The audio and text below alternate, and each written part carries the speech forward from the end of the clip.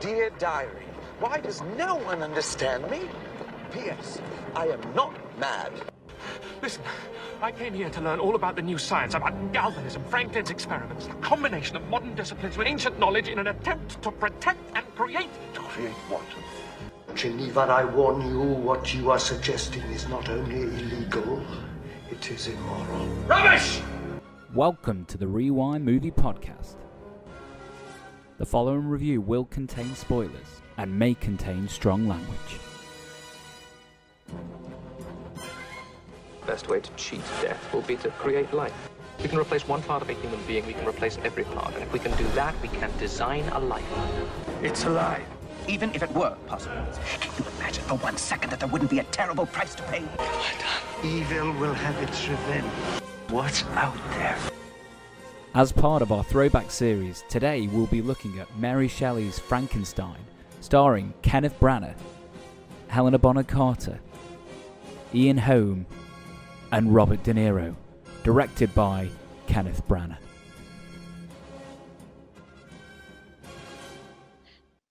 It's alive! The podcast is alive! It's Gali in Glasgow. And it's Devlin in London. So, welcome to the first episode. Indeed. Frankenstein. Somewhat ironic, I would say, Devlin, because we basically cobbled together this podcast out of bits of raw material. Indeed, and also that those bits were stolen from a graveyard of bad jokes. So, Devlin, do you want to explain why we're doing Frankenstein 1994? Well, we are doing Frankenstein 1994 because, as we have discussed previously, we're here to unearth the films that we wasted our childhoods on. Specifically, in this case, my childhood. I've watched this many times. I remember this VHS tape very well. We got this one from Britannia Music Club, or I guess it would have been Britannia Video Club. You know, where they used to just send you a stack of tapes and then dare you to be not lazy enough to return it. And if you keep them, you pay for them. And you know, we were a lazy household, so we kept a bunch of these films. And I've always been into horror films, I guess, even from a young age. Horror films, eh? Yeah. That's stretching it. It is a little, isn't it? It's differentiated. So would you like a synopsis? Should we do the synopsis? Kenneth Branagh directs and stars in this 1994 adaptation of the Mary Shelley classic, variously described as a cornerstone of the horror genre and the first sci-fi novel, detailing the chaos and bloodshed that results when Victor Frankenstein, genius physician in training, dabbles in the realm of God and creates a new life from the reanimation of dead body parts. Thus begins a tale of madness, morality, and monsters both internal and external are unleashed in 18th century Geneva. It sounds horrific. I'm not showing my hand though. Thanks. I'm going to ask this question, Devs, and hopefully you're going to help me because I'm going to confess right now. So my knowledge of Frankenstein is pretty limited. I've not read the book, but I did read the Cliff Notes. So I have read the. So you've book. read the book, yeah. So what I'm saying is, you're the expert when it comes down to me asking really dumb questions. But let it be said, there is no such thing as a stupid question. So, no, especially not when discussing a very stupid film. Oh, you showing your hand too? What? No, mate. Nah, poker face. No. Good. No, but I've got a question then. So the opening pre-prologue, before we get the Star Wars scroll, is Mary Shelley, the author, speaking to the audience? I believe that is a direct quote. It's from her. It's either from her introduction or from an introduction of a subsequent publishing of the novel, because I believe that the first time it was published was published anonymously, but it was incorrectly attributed to Percy Bysshe Shelley, her husband. Okay. Oh, that's interesting. But I, having now seen the film, would have thought that opening prologue, whatever, I would have thought that would have been the captain that we then see, only because the way that the film's told is that he's the one that's going to take this story forward by the end. So why isn't it him? Why isn't he the one that's saying, oh, by the way, Here's a tale that you should listen to. You're absolutely right, because in the novel, the first person you read, so the novel is like a lot of books of the era, is sort of couched in perspectives, so perspective nested within perspectives and written as if it was letters mostly, or journal entries. And the first person you read about is Captain, is it Walden or Walton? Walton, because Walden comes later. I got those two confused names wise. Walton. You read about Captain Walton first, and you read about him, his letters to his sister while he prepares for his extraordinarily long, years-long voyage up into the Arctic Circle.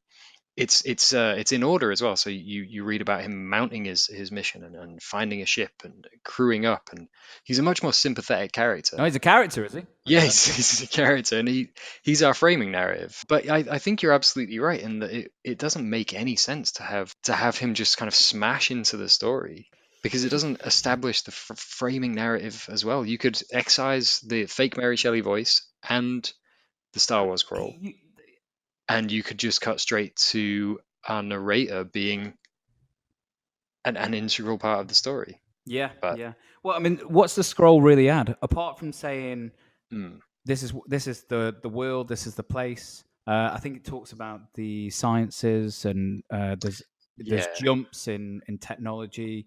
It's But kind of establishing the era for us. I think there's a less cheap way of doing do it. that visually. Yeah. Yeah. This is well, we're immediately going to smash into show don't tell. Show don't tell. Yeah.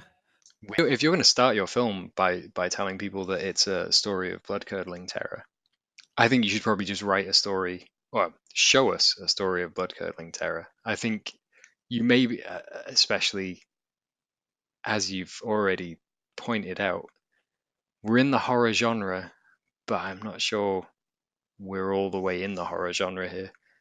Horror's a broad church, but No, dip in the toe.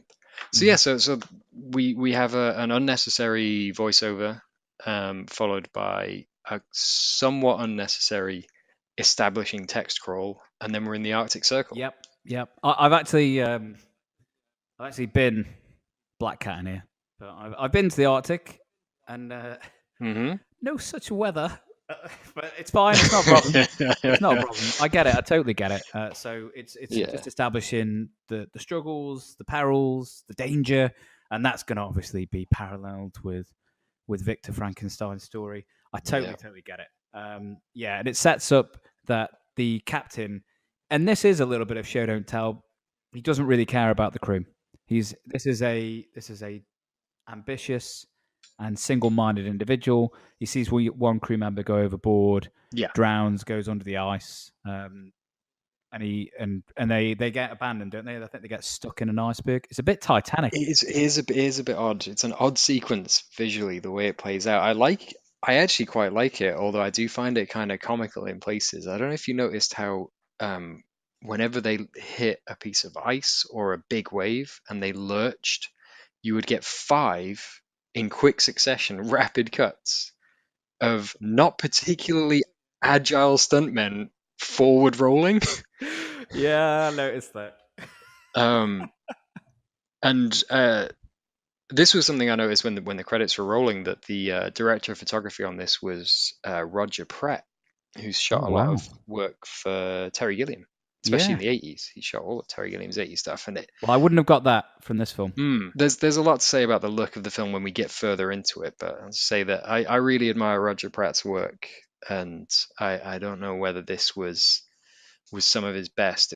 I'm going to say now that tonally, the idea that this is a horror film, I'm gonna poo-poo that, because there's just not enough horror elements in the film. There's some themes going on. There's some really interesting themes, but I think that just comes from the source material. So we judge this as a film and not the book, and this is an adaptation. The horror elements sort of fall by the wayside a little bit, and there are elements which I don't know whether I'm supposed to be laughing. So we now have this Arctic explorer vessel slammed into the ice, and a mysterious shape emerges from the wilderness. I'm going to ask you about because you haven't seen this, and also again less familiar with the source material as well. The first appearance, because it's not a massive shock that this is Victor Frankenstein. The first appearance of Victor Frankenstein, what did you make of it? He looked very rosy in the cheeks. I assumed that he was supposed to have frostbite, but they didn't quite go all the way on the makeup. He just looked like he'd been a little bit nippy, been out for maybe 20 minutes too long. And then I noticed at this point that this felt like it was just like, oh, we need to hurry up. So they just jump cut to Victor's in the cabin with the captain. He's like, who's your captain? I'm your captain. Can I say one thing about the captain? Do it. All these British people, why is he American? Why is he? It's the first thing I wrote down in my notes. I was like, why is he American? I will find the way to the North Pole. And it's not even a convincing American accent. It sounds like he's putting like a... I looked the dude up. Oh, no, I recognize him from stuff. Yeah, Aidan Quinn. Well, I looked up his IMDb very briefly because I knew the name Aidan Quinn. So he was just one of those 90s guys, like a less successful Gabriel Byrne. He's a day player, right? You bring him in, he does a few days. He's not a star, but he's solid, gives you a performance. I mean, don't get me wrong, I don't think he's bad. I just wondered why he was American. I just wondered, was there anything in the book? Nope. He's not American in the book. Right? No, I mean, we're in the late 18th century here, so I mean, certainly even if they were Americans, they wouldn't sound like Americans. So yeah, immediately they jump cut. Well, I just quickly just want to say, like, as you said, he looks a bit rosy, but very healthy. Like I said, I read the Cliff Notes. So he's supposed to have been in the Arctic for years, right? An indeterminate amount of time. I want to say it's definitely months. It's possible that it's years. I understand why they can do a lot of the decisions made on the timeline for the film make sense because the book really does linger on a lot of things.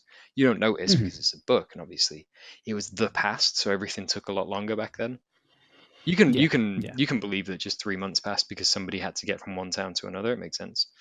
But in this instance, I mean, massive spoilers here. He's going to die in 2 hours, and he doesn't look like it. No, he looks all right. And in fact, when they jump cut to the cabin, and this is what was really jarring to me, he's full of beans. He's like, I warn you, there's a monster out there, and he's not sat down. He's standing up. He's confronting him. And then I think at one point he's being pinned to the wall. And then what? Like you said, the next scene we see in that cabin, he's tired. He's laying down on a chaise lounge, and he is dead. I am very, very tired. So tired. So yeah, I've this is the first of many bizarre missteps. I feel that he should missteps, or just maybe they made a 3-hour film and they just cut it down to 2 hours, which it kind of feels like it. Like I said, the way that they jump cut to the cabin, it feels like an entire scene where there was probably more explanation of what Victor's been up to, why he's out there, the warning signs. Honestly, there's not much of that to pull. You read the script, right? There's not. I've read the scripts as well as the novel, and actually I really like the scripts. Frank Darabont took the last pass at the script before it went into production. It's probably worth saying, actually, isn't it? Frank Darabont wrote it. Oof, and the co-writer, so he took a pass at it. I do not remember. I want to say Amy Lamb, but that's actually the name of a friend of mine, so it's not that. A very talented friend. We did promise that we weren't going to look things up. If we didn't research it, it doesn't exist, so we'll never know. There were 2 writers credited, and then Darabont was credited with a last redraft with one of the other writers. Well, I read the interview with him where he says I'm going to paraphrase because I'm probably going to get the quote wrong, that it's the best script he's ever written, but the worst movie he's ever seen. Something like that. Movie he's ever seen. Is that right? Something like that. He's basically disowned the film. I've read this as well, that he believes that a lot of the subtlety was drained out of it. Well, hopefully you can add some meat to the bones then, where the script has either been deviated or just been maybe misconceived in Branagh's mind, because certainly it's a bit of both, to be honest. There's certain scenes where I'm like, this feels like it could be from the same man who made The Mist and created The Walking Dead and has adapted Stephen King. And Frank Darabont's not a silly man. He's not a stupid man. He knows how to construct a story and characters. And there's definitely certain bits in the film that are just completely missing that element. That just feels like it's completely alien. To use a very obvious analogy, it does feel like a bit of Frankenstein monster at times. The movie, it does feel like it's been put together. Yeah. It really does. And this opening scene just feels like jump cut. Okay, we'll cut all the beginning of stuff out. Yeah. So there's a monster, and then we get an element, and I made a note of it because of how little there was horror. We do get the hand coming up, the bloody hand, and we forgot that the dog smashes all the dogs up. Go out. The hand that comes up, and I was like, okay, that's quite cool. It's quite ominous, And then we just go into a completely different film. Well, yeah. After he says his name, so he says, "My name is Victor Frankenstein," and then we smash cut to some kind of insane psychedelic, like a direct-to-video knockoff of Amadeus. Oh, there's so much dancing in this film. Oh, Jesus. It's flopsy dancing. It is to flopsy dancing. Chords. But you're right. We cut to what feels like, and for those people that maybe have not seen all these kind of films, basically British films for the longest period were renowned for, now we've got The Crown, Downton Abbey and those kind of things. But for the longest period of time, British films were very, very British. The company that used to make them all were Merchant and Ivory, and it feels massively like that kind of film. We just jump cut straight into it. They're dancing around. It's costumes. It's all very la-di-da-di-da. Yeah, I'm gonna honestly have to a little bit stick up for Merchant Ivory here by saying that I don't think they would have ever committed anything this fucking weird to the screen, because this is off-putting. Like it's intensely bizarre. Yeah, it's weird. Can we get into the main set, which is virtually our only set? Yeah, our only set in there. I really like the staircase. What is going on? I don't know. It looks dangerous though. There's no banister. There's no banister. It's also 1,000 feet tall, and it feels very deliberate. I was hoping you would explain to me, because I'm not smart enough to understand what he's trying to say about that staircase. I really think that, and when I said artifice, that I'm cool with artifice. I like films that revel in their own artifice. I like, as I said, I love Terry Gilliam stuff, which kind of smashes the borders between. He makes his sets very practical, and he makes his sets part of the experience, and you can walk around the set and you can see the workings and you can see the strings, and I love that.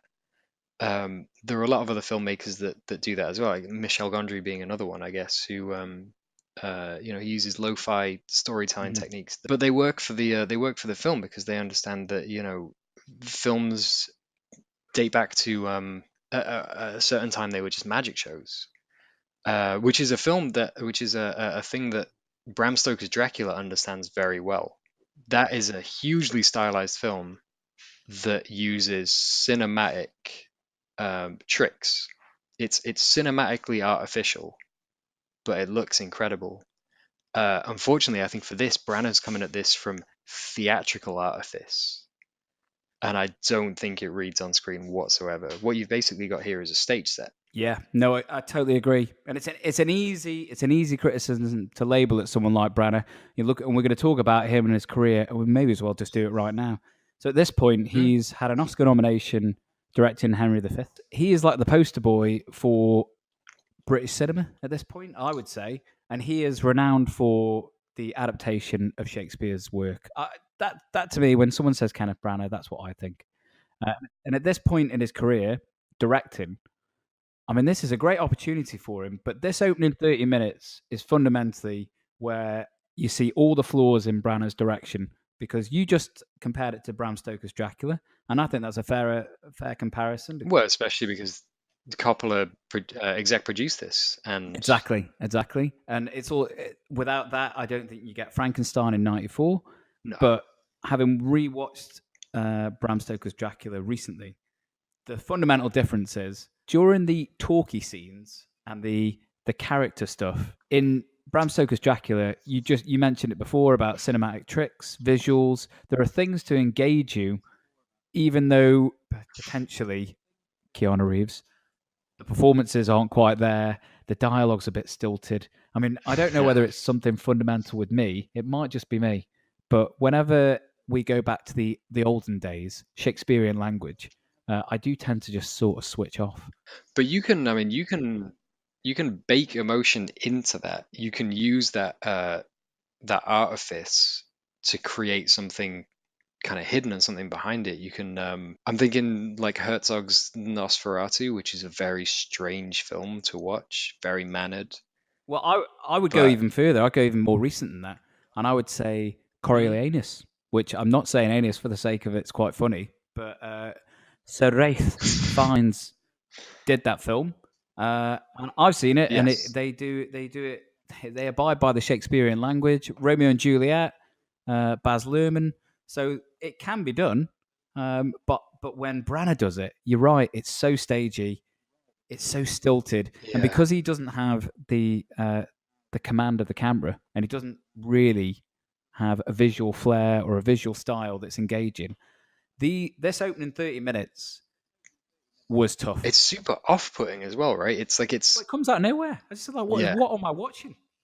The dancing around, the tonal whiplash is what I would say. Is that tone is probably the hardest thing to quantify. Tone or atmosphere or whatever you want to call it. It's the hardest thing to nail down what it is in a film, right?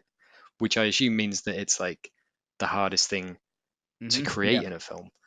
And he does not at all, which means that this bizarre opening, it's borderline hilarious, but it's just so kind of actively unpleasant. Like, it's manic is the word I'd use to describe it. It's oppressively manic, and I kept thinking that Frank Drebin was going to fall down that staircase and smash who was it, Raquel Welch into a microphone. But that was this giant room where everything happens in the Frankenstein household. You know what it did remind me of? It kind of reminded me of Beetlejuice. No, well, I was going to say later on when we get to the It's Alive scene, the score, which is going to need a lot of describing. This is a very oppressive score. There are very heavy Danny Elfman Batman hints. Oh, big time. But also this production design, if they really needed to go more Tim Burton with it, I know that it's a bit of an over-tilled field to go for the super gothic, but it's 94. I think you got to go for it. There's nothing gothic about this, which is maybe an interesting choice, but it doesn't read particularly interesting on screen if you're trying to create an atmosphere of oppressive dread. It's a sin as well with the source material, which is a classic gothic horror. But I read on IMDb trivia that Tim Burton was considered, and I made a note at the end of the film, and this isn't to show my hand as far as what I think of Branagh's direction, but that, what if Tim Burton had directed this? Would it have been better? I mean, he essentially did in Edward Scissorhands 4 years prior, but yeah, what if he had directed this? Would these early scenes be better? And I think they would be, because, well, the scene with the kids, it's one scene, just don't have that scene. Just have it explained in a scene with the adult actors. It's like, what's the point? What is the point? This gets to so I mean, just to recap it, we're talking about flashing back to Victor Frankenstein as like a 6-year-old, 7-year-old boy being spun around he's still dancing in a manic room with his mother to crazy harpsichord music, and the dancing abruptly stops because Ian Holm, playing his father, Bilbo, walks in with a little girl whose whole family has died of scarlet fever. Oh, you didn't get that off screen. Yeah. And they do say it, which it's... Do they? It's I don't know. Yeah. It's like, this is by. Elizabeth. She's just lost her mummy and her daddy to the scarlet fever. It's not how it happens in the book. There's elements of that. I understand, like, the book's a big sprawling book. You need to Yeah, you've got to condense it for the film. but I feel like I don't know whether we needed a quasi-incestuous love affair at the middle of this. No, we didn't. Other adaptations of Frankenstein have excised it, and I was okay with that. Yeah, and this to me feels like a director. He's the auteur of this, so he's the main. He's the main actor. He's the director, and for according to Frank Darabont, he basically made another pass at the script and made Oh, absolutely, yeah. There's huge a chunks host of of this script changes, missing. and yeah, you can see it because these opening scenes where they're dancing around, it's all Branagh. And so you get this Victor Frankenstein story, and it is a Victor Frankenstein story. Mm, And my big question when we get yes. to the end of these 30 minutes, and we'll talk about the mother because I think it's an important scene. Well, it's in scene. It's very very short, but I think it's important. But essentially, my big problem in these opening 30 minutes is why isn't he doing experiments? Why aren't we seeing? We get one scene about him being devoted to Yes. to knowledge, to learning.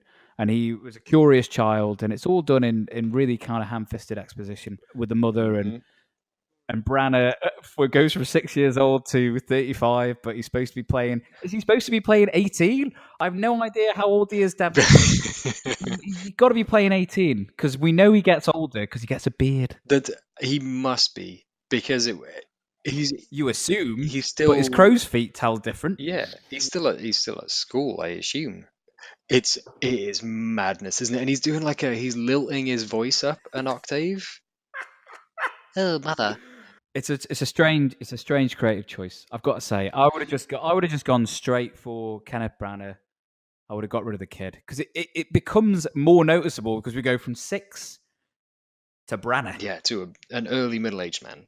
But this, to me, strikes of a man on a bit of an ego trip. But it ties into the inexplicable appearance of his first shot on screen being him as a kind of, a burly. He's got a hero shot. He pulls the scarf down and he's got his face up on screen. It's like big close up, but he should be ruined. Like, he should be a burnt out husk of a man. Let's talk about the scene where the mother gives birth. Victor is downstairs with Elizabeth, played by Helena Bonham Carter, which we'll get into after this. He's looking out the window. There's lightning. You said it's stagey, and a tree explodes. Now, I'm assuming tree of life. And electricity takes such an important aspect of the film with the way that the creation happens. And it's essentially the pseudoscience is all around electricity. So it's one way of getting electricity into the film. I got some symbolism of as the lightning strikes a tree, that dies. Victor's mother dies. She says, and I think it's important as well. She says in the film, "Don't worry about me. Save the child," which I think echoes later on. I can bail you out here. I can bail you out here by saying that none of this is in the book. She doesn't die in childbirth. She actually dies of scarlet fever, not Elizabeth's parents. She dies. He makes a pledge, and this is when we know that time has passed. Didn't they say it's 3 years? Yes, and he turns up and he's got like sad red eyes and a beard. He's got sad red eyes. He's got a beard, so we know that time has definitely passed. And he says, no one shall ever die. I will correct this wrong. Okay, I'm fine. I'm with this. At this point in the film, like, good. Let's get to the creation. Let's get to some experiments. Let's get to the thing that you promised me at the beginning, which is Mary Shelley's Frankenstein. I will, before we're allowed to get to the point, if you don't mind, very quickly go back and during all of the dancing sequences, you didn't mention a character, and I find it interesting that you didn't, because she is quite integral in the script, certainly in the book to an extent, but in the script, the blonde girl, Justine. Justine. I didn't mention her because the film didn't really care about her, so why should I? It feels like the writing. Honestly, the writing in that script is great as far as establishing very economically her position and realizing that she's basically part of the help. Yeah, she's the help, right? She's one of the She's the daughter of the main kind of Yeah, matron yeah. of the house. So To be fair, I got yeah. all that, but I have seen the film twice, so I Mm, picked up on that more on the second viewing. When what happens to her later on, I'm like, wow, well, who was she then? And then yeah. so the second time I watched it, I paid closer attention to her. And when they say, "Oh, this is Justine," I think because doesn't the mother in the opening scenes tell her off or something for Yes, she slaps her hands for messing up while playing the keys, and then later on slaps her hands while she's messing up the dress. It comes from the deficiencies that he has when it comes to navigating a scene geographically and in terms of tracking his characters. There are all these big spinning camera moves, but I don't really know why. It's just, oh, films move. I think I do, Oh, Devlin. okay, Gunner.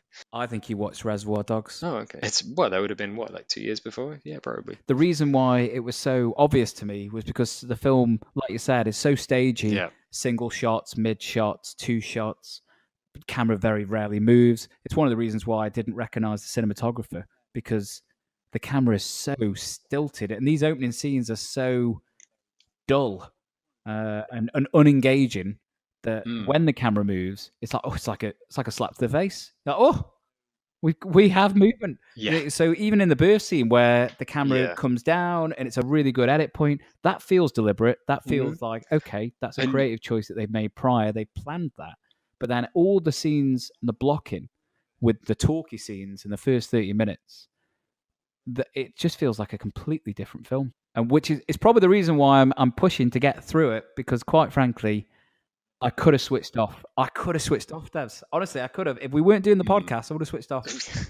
That is fair. It's testing. And after we've now had his transition into beardy sad man, we then immediately tonal whiplash cut to him and Helena Bonham Carter just having a cracking time in a lab. Where's she in her career at this point? Because we all know her now as Tim Burton's wife. She's a bit kooky, and you've worked with her, right? Oh, I've worked with her. Yeah, With her we on- didn't. We, Oh, you and Helena. we didn't do scenes together. I stood near her while she ate biscuits. Oh, you lucky bugger!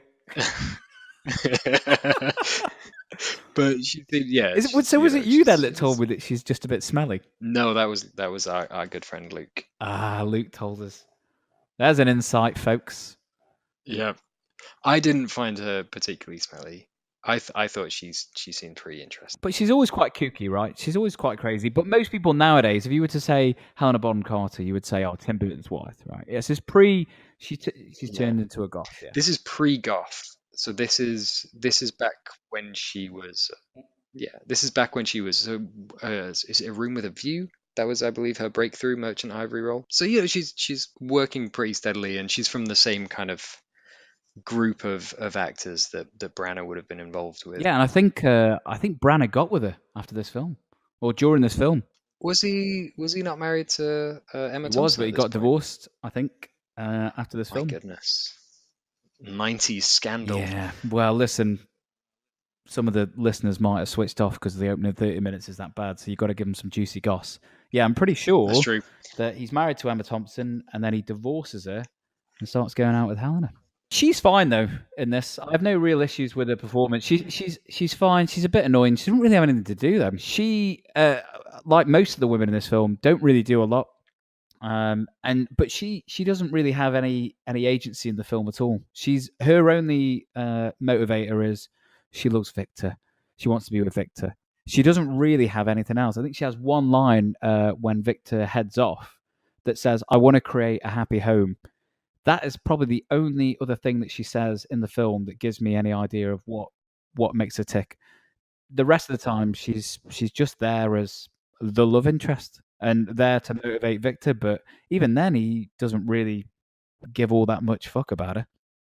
It's weird. It's weird. They play so much attention to the love story, but actually, he doesn't really care all that much. Kind of feels like stroking of the ego here from Branagh, I think. But I also, I mean, looking at her character, looking at all these characters, you know, the way that you can determine whether a character has dynamism and whether they have, whether they're essential to the story is if they have wants and needs. Oh, you talking about characters, real characters? I might be talking Robert McKee. I might be getting all Robert McKee on you. Why the fuck am I paying $15 to watch your movie? You got to say it with a little bit more aggression. I can't do it. I can't Brian Cox. Can you, Brian Cox? Why the fuck should I pay $15 to watch your movie? That's really good. Terrible Brian Cox. That's great film. So yeah, in terms of her wants and needs, like she doesn't have any. She wants to be with Victor. Again, we're probably skating over the fact that they are essentially step siblings. Not even step siblings; they're adopted siblings. Adopted siblings. So it's not blood, but in name. Yeah. And I want to get into this, and we may as well get into it now. Yes. Are the family against it? Because during the film, there's a scene when Victor goes away to Ingolstadt to study, and he sends he sends a letter back, and she's like joking. And it's pretty awful. I said that Helena's fine. She's fine in the film, but her delivery in that is really bad. But I wonder if it is just someone who's trying to like, oh, I've got a secret to keep, so I'm going to pretend. So I'll give her the benefit of the doubt. But she's reading it, and then at the end is like, oh, Elizabeth, I can't wait to touch your breasts. And I'm like, yeah. So are they keeping it from the family? Are the family against it? And then I was thinking to myself, well, if you're going to put so much focus on this love story, this unrequited love, this love that shall not be spoken, why don't we see more conflict with it then? It just doesn't ever come up. So that would be somewhat interesting. Because Ian Holm later gives her away at the wedding, at his deathbed, no less. Now, do you want a little bit of weird historical background? Go on then, try me. Mary Shelley and Percy Bysshe Shelley, and the whole gang who used to hang out over there and write poems and do snuff together, like snuff from a box, whatever it is they used to do in the past to get you kicks.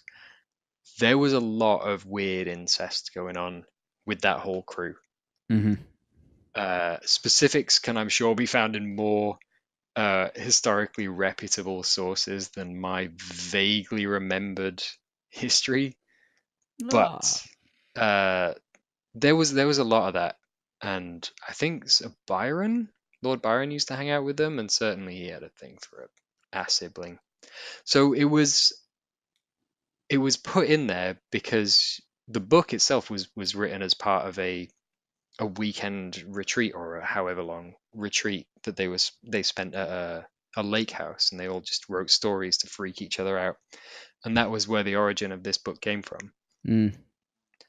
And basically they were libertines, kind of quintessential libertines who didn't really believe in boundaries on things. So the idea of siblings, even though they weren't blood relative siblings, getting together and being the romantic heart of her novel was kind of her nod to her friendship group, sort of suggesting that this is cool. And it feels like the script kept it in, and the film obviously kept it in. There are times when the film and the script were quite rightly ruthless as far as condensing, truncating, excising things that they didn't feel were necessary to make a compulsive film. Because a film narrative and a book narrative are completely different things. There are other times when they left stuff in that you don't really need, and this is definitely one of those cases. I'm going to say one thing from a filmmaking point of view. When you're telling a story, you've got to cut your darlings. And I do wonder if you just cut this all out. We need her as a payoff. We need the love interest, but why he can't meet her in the, let's say, he doesn't need to meet her when... Why can't it be more conventional? Maybe even more cinematic relationship at this point, just make her the desirable, the thing that keeps his humanity. Yeah, because this was a problem, that every time you had to feel like characters felt something for each other, you just didn't. I had no emotional attachment to anybody, including the creature. Can we talk about Branagh's performance? Can we just get it? Can we get that out of the way now? Should we just get it out of the way? So we've talked about him as a director. I'm now going to talk about him as the actor. He's all over the place in this.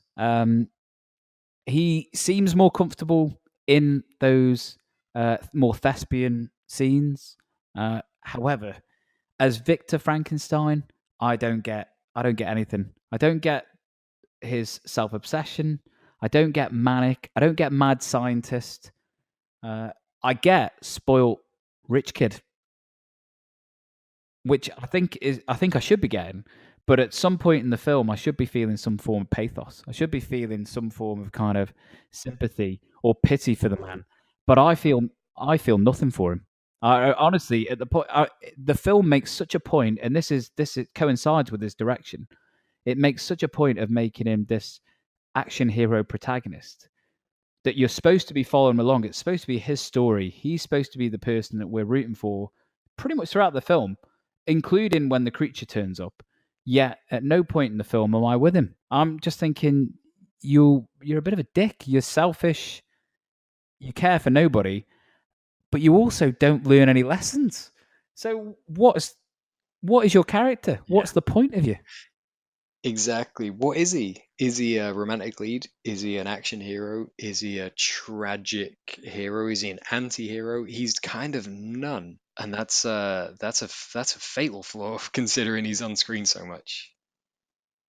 Victor Frankenstein goes off. He talks to Elizabeth, and he says, "Will you marry me?" And she's like, "Oh no, I can't marry you. It'll be my Girlfriend. wife." Yes. Oh no. When he says it, that's when he first mentions like sister, lover, wife. What? It's so creepy. Don't say those three things at once.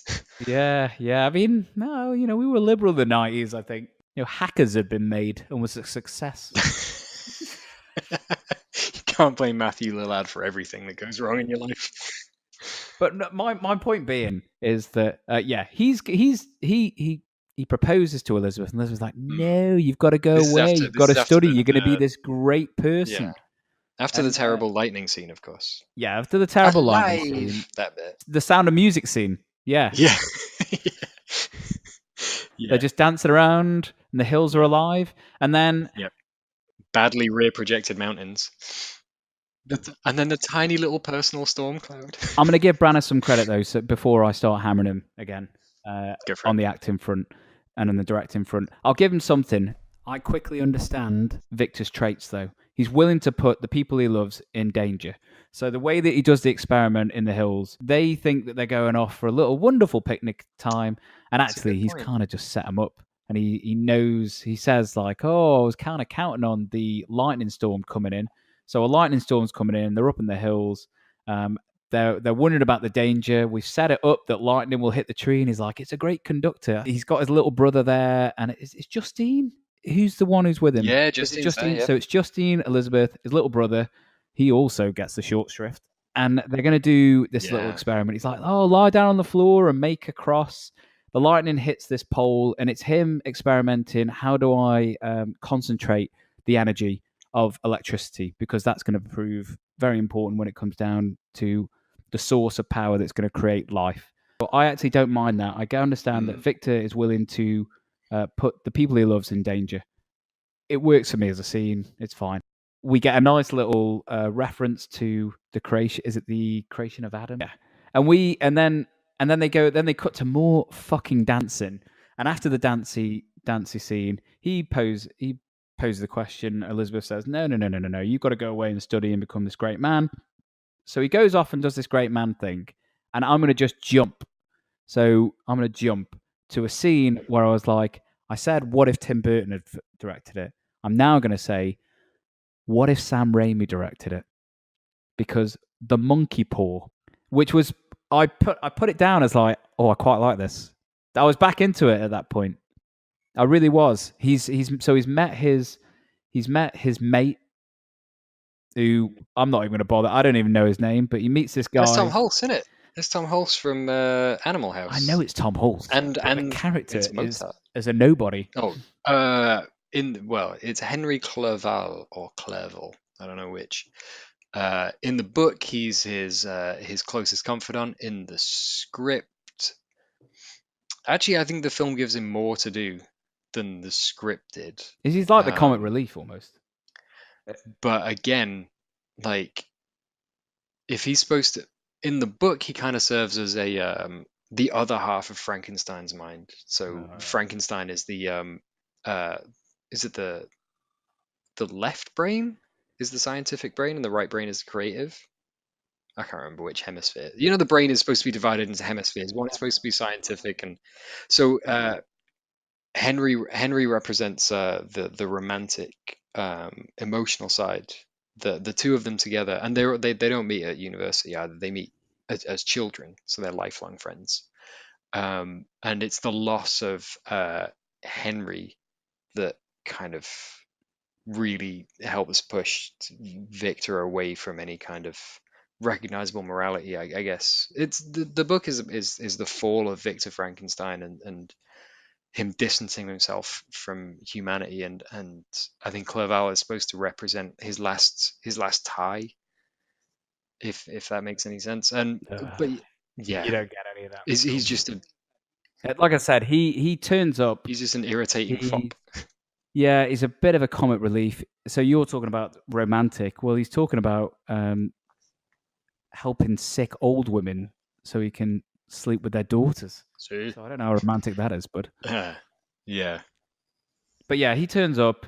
So he meets his mate, and one of the things he does is, and it's the bit that I wish we had more of, if we were going to go down this route of we were actually going to tell the story of not the creation, but the man, the creator.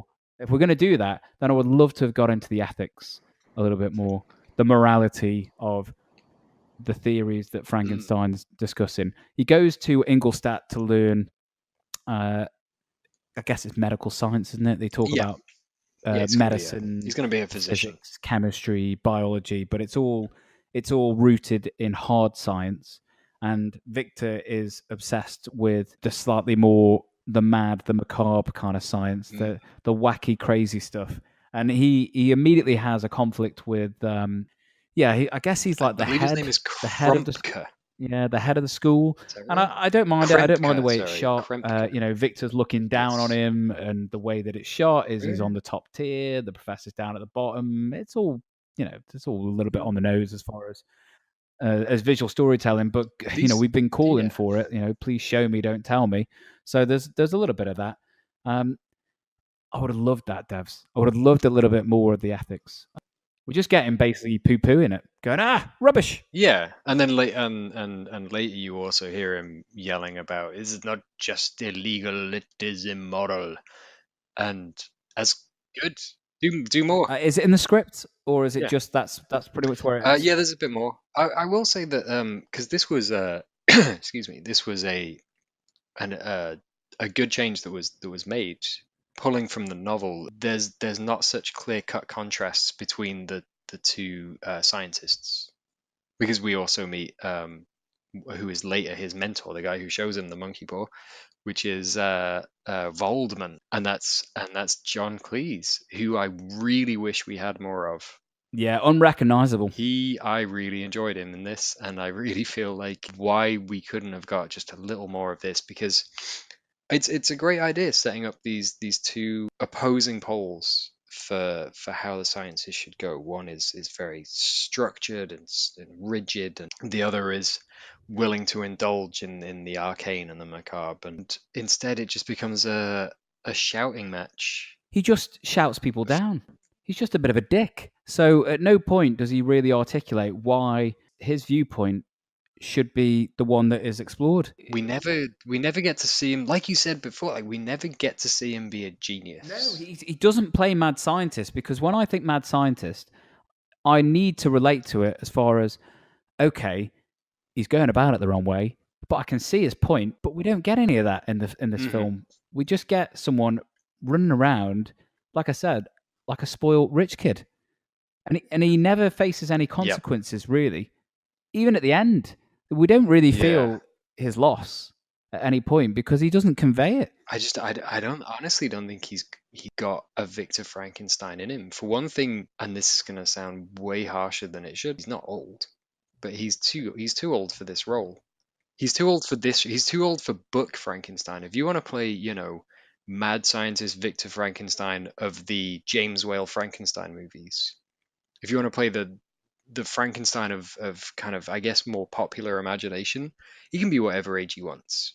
But generally speaking, that Frankenstein is a villain, or at least a kind of tragic anti-hero. I'm going to give him one moment, and this is, I guess, we're jumping ahead a little here because he spends his time at university. He debates the ethics and whatnot. There's an interesting scene with the loss of his mentor, which I guess you could say is the thing that really pushed him over the edge. When an almost unrecognizable Robert De Niro shivs John Cleese for wanting to immunize him against smallpox. In what accent? He's just shouting, "You're not sticking that thing in me!" It's apparently the only line of dialogue they wrote for him, so he wanted to make sure he said it as often as possible. But I'm going to jump into this quickly. There's a very authentic moment after the creation of the monster. There's a nice scene. Maybe we should get into the creation and then I'll come to it. Without dismissing all the Ingolstadt, I thought we spent a long time in the beginning because the beginning is really problematic. The Ingolstadt stuff is fine. Well, Elizabeth comes to him after John Cleese is murdered, and he tells her to get out, and she does, and she makes a really funny noise as she runs down the street. Can I confess something though? When she's running down the street, I actually thought she was going to die in that scene because the way that the friend starts chasing her and shouting like Elizabeth, he's calling out to her as a warning. Like she's going to get hit with something, or that someone's going to grab her and they've got cholera or something like that. Yeah, it doesn't transpire. She's just running. It would probably make sense, right, for there to be a more like narratively, it would make sense for there to be a more noticeable loss. But I guess at this point he's building to the creation of the monster. I think you mentioned it. It was more just during the Ingolstadt stuff, the bits that I did not like. Yeah. In that sort of 20 minutes before we get to the creation.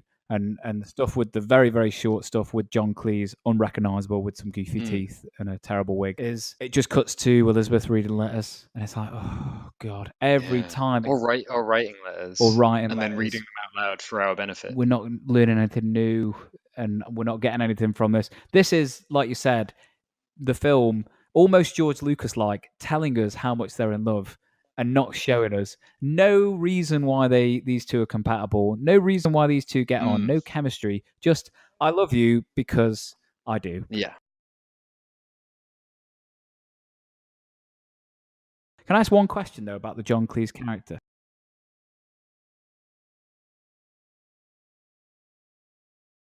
When Victor, you can be my apprentice. You can learn from me. I'll be your mentor. He's hesitant to give him his notebook because he says, got too close, it created an abomination. If that was the case, why does he work with Victor in the first place? Like, what exactly are they working towards, if not that? The finished film leaned more heavily on the mentor-mentee relationship than the script to an extent, I guess. I think that's charitable. They had about 3 scenes together. Certainly the film does. Yeah, certainly the film doesn't have any of this at all. The book doesn't have any of this. Sorry, the script. Oh no, sorry. I thought you said the film. Oh God. No, Thank the Lord. I thought you were talking nonsense. The script. The script is plays it a little mysterious with Waldman, from what I recall. Yeah, he should be more dangerous as well. He should be darker. He really should. He comes off as like quite a likable, affable fella. I guess that's what you get when you hire John Cleese. I like the way he's presented. I like the way he's presented visually in his opening scene. He's got his face half in shadow and stuff. He should be more mysterious. Again, I do wonder, does Tim Burton or a Sam Raimi do a better job of just creating that mood and tone? Because you know what we're not talking about? Horror. Yeah. Oh my God, nothing has happened so far. Nope. Yeah. So he's lost his mentor, and I guess that's what pushed him, and he pushes his wife to be / sister away. that's it. That's his motivation, right? Like he's shut off his last connection to the living world, and now he's decided that he's going for it. He's tipped over the edge, hasn't he? And there's a couple of nice little bits. There's one in the montage of him building up to once he's got the notes, and he's like, "That's it.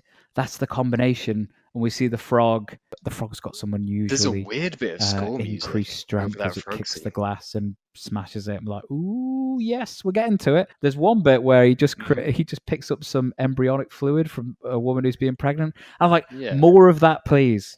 More of that. Yeah, I liked it. I like that. I feel like, yeah, you're absolutely right. We needed something because like there are moments in that which are kind of grotesque and funny, and you know what, if we're going to talk about imaginary substitute directors for film scenes, let's put John Landis on that grave robbing montage. Yes. Yeah. You got that's a trio of directors that I think would do fantastic stuff with this material at this point in their careers as well. You know, at this point, John Landis still isn't. He hasn't done Blues Brothers bless him. 2000 yet. So No. good for him. No. But at this point in their careers, Tim Burton, Sam Raimi, John Landis, that's a great shout. Imagine what they would do with this material. The film at this point has been somewhat of a disappointment. And then what I will give Branagh, I'm going to give him positive and negative. So we're going to get to the creation. So at this point, he's got the embryonic fluid and the score. Ramping it up. Just takes over. So it's like a jolt to the arm. It's like a fish slap to the face. It's brutal. It is. It takes over. It does all the heavy lifting. But the one thing that I've been crying out for at this point in the film is energy and verve, and we get that in this creation scene. I don't know why he's shirtless though. I guess again that's just part of his ego of I'm in good nick, sweaty, and it's ridiculous, isn't it? It does. I don't understand why he's shirtless. Apart from just being like sexy Branagh, there's no reason for it whatsoever. So positive, there's energy, there's verve. I'll give the production design credit. I actually texted you, didn't I, a couple of days ago, because I watched it a second time a few days back, and I texted you because I thought, well, second time watching it, I was like, okay, I'm looking at and it's all pseudoscience, and you're fine with it. You know, electricity. He's got eels, and you're like, okay, we saw eels earlier in the film. Elizabeth spraying got like a little spray thing, and he's like, don't mess with that. It's for spraying eels.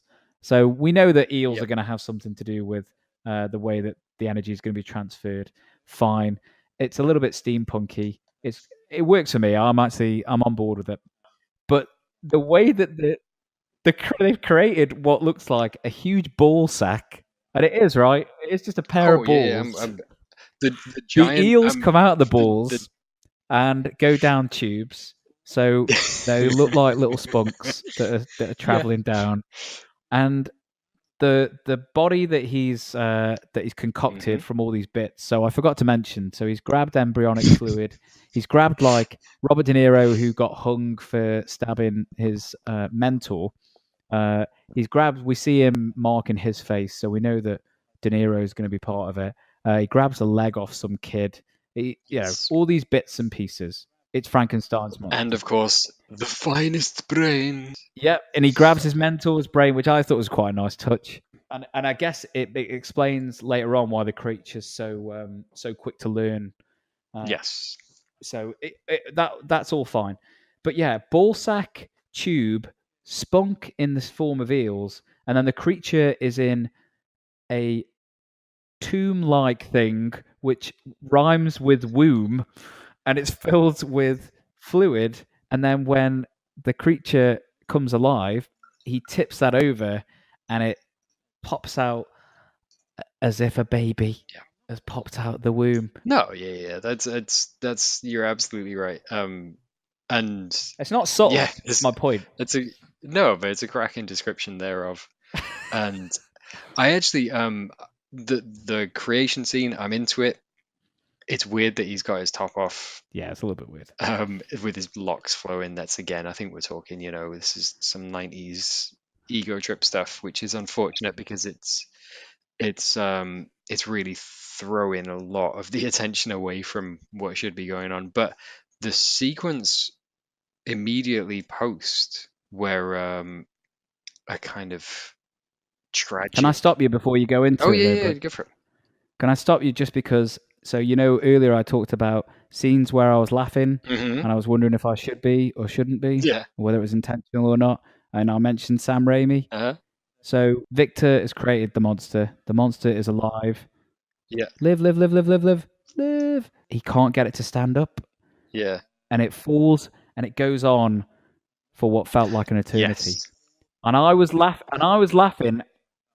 Well, I was See, laughing, and I was that's what I was wondering, gonna say. should I I be actually laughing? really like that Is this scene. supposed I to be think it's funny, great. or am I supposed to be understanding that Victor is disappointed in his creation because it can't even stand? Like that would, to me, I was conflicted because I was honestly, I was pissing myself. Am I supposed to be laughing, Devlin? Is my big question. Based on everything that follows that scene, I'm gonna say no. I don't think so either, which is why I stopped you before you got into it. Because I like it as a scene. I think it's weird. It's a Even the way that the creature hangs up, and I Yeah. get it, Christ imagery and all he that gets kind of stuff. thunked on the head by a bit of wood. Yeah, he gets thunked on the head with a big sandbag. It's like, what? It's like Three Stooges. What is going on? Yeah. It is. It's Three Stooges. What are we doing? I've got a naked De Niro and a half-naked Branagh jumping around in jizz. Yes, absolutely. It's brilliant. It is brilliant. And I'll take unintentional comedy at this stage in the film. Yes. And yeah, it's a good one. I like it. I mean, I like the idea of that being how he conveys his disappointment in the creation of the creature. Well, that's right, though, right? Yeah. The creature can't even stand. Yeah, so that's his disappointment.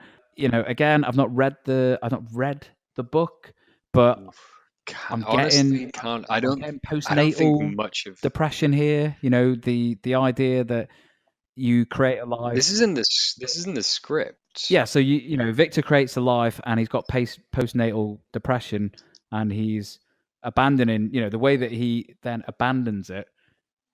That theme is running through, right? Yeah. In complete parallel to the mother earlier on, who's willing to sacrifice her life for a child in creation. Victor is the selfish. Victor is selfish. Yeah, Victor's disappointed. There's a so the moment after he has his comedy pratfall where he gets slung up on some chains, and he believes that his creature is dead.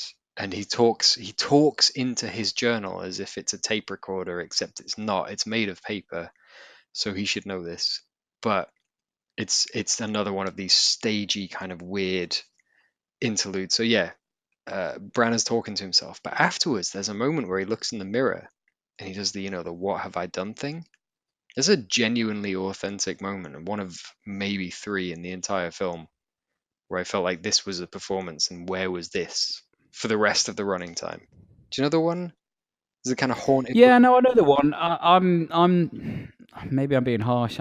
Do it. I'm going to disagree with you. All I'm right. going to disagree with you because so I'm reaching when I say that the scene where he's struggling to get him to stand is the reason why he's so disappointed, because that whole scene after the initial creation where Victor says, "Oh, what have I done?" Shuts the door on him, Pops off to leaves bed. him hanging, pops off to bed.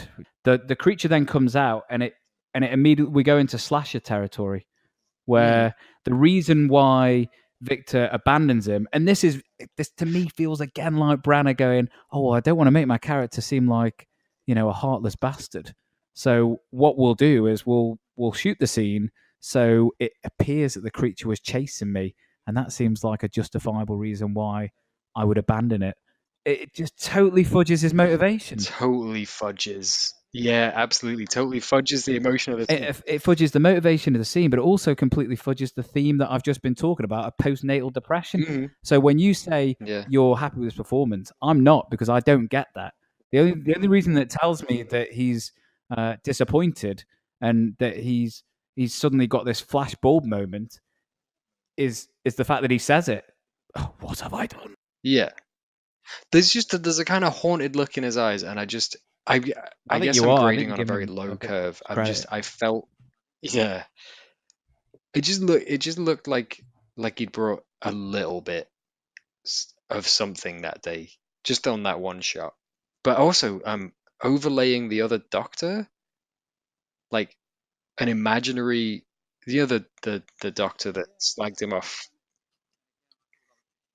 Oh, it's awful. That's an awful choice. Yeah, and and again, I thought that was just shorthand. I guess one of the worst things you can do is try and rewrite or remake a film and make it better. But you know what? Screw it. I can do what I want. If they had reframed Victor Frankenstein in that moment in this scene, if he had tried to end the creature's life out of a mixture of revulsion and pity, and then the creature fought back and escaped, would that not make for a more interesting conflict throughout the rest of the film? And the abandonment doesn't feel deliberate. It just feels like something that, happenstance. Yeah, he escaped. And even the escape just doesn't work because we just jump cut to the creature grabs. So just to make sure that we clear it up, obviously you should have seen the film before you listen to us talk about it. But Victor put his journal, which is the notes that describes how he's created the creature, in his jacket pocket, which looks like the fisherman's jacket. And I Know What You Did Last Summer. Of course, make sure Pinto from Animal House points out to the audience that it's a nice coat. He does it more than once. Do you remember the other? There's a bit later on where he's like, "You can put that in. You can put that in your journal." The journal. Should we talk De Niro? He's in it now. Just the 50 minutes in. I mean, you're going to count the beggar scene where he's talking in this weird accent, but let's say he's in the film properly now as the creature. What are your initial thoughts? Overall, now this is a bit outside of text, so I don't really feel like I don't feel like this is fair because my mental image now, despite the fact that this was, as I said, this was the film that I watched a lot as a kid. This is my Frankenstein, for better or worse. This is my introduction to it. This is the one that I've seen the most. I've seen this a lot. But in my head now, my mental image of Frankenstein is the illustrated version of the original novel. It's illustrated by this guy Bernie Wrightson. It's like a legendary comic book illustrator. He co-created Swamp Thing, was what he was most famous for, I guess. But he created this beautiful series of ink, just pen and ink illustrations. And this is my recommendation for after this. I'll lend you this, and anyone else should go off and get it because it's a masterpiece. In just maybe 20 book plate illustrations, he puts across just such an evocative image of what the monster should look like. It's a monster. It's a literal monster, but also, it carries the tragedy and the pathos that you want, but it's imposing and it's violent. De Niro is too brawny. His movements, and it's a strange performance. That, given that this is before, I mean, De Niro's career can be kind of divided into pre-Rocky and Bullwinkle and post-Rocky and Bullwinkle. Good choice. We're still pre-Rocky and Bullwinkle, so he still kind of has some grasp on his faculties. And it's disappointing because this feels like it could be a real moment for him. And we're only like 2 years removed from Cape Fear, maybe 3? I think it's 3. I think Cape Fear was 91. Which is obviously a very operatic performance, but it's a very affecting performance as well. And this, it just doesn't have that. It's strangely inert, but the rest of the film is so inert that maybe that's the problem. He doesn't have anything to bounce off because there's no atmosphere swirling around him, so he's doing his best. There are moments when it works, but generally speaking, it's very flat.